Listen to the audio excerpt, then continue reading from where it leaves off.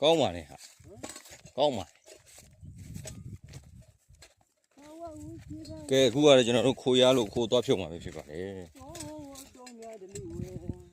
ပြောမွေပဲဆိုတာရဲ့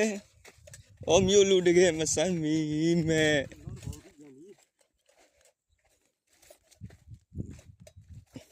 ဒီကိုင်းပဲနော်ဒီကုတ်ပဲလို့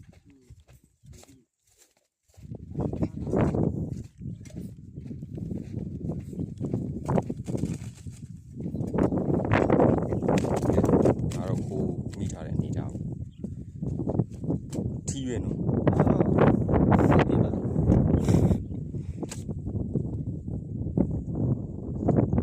ဒါယုံ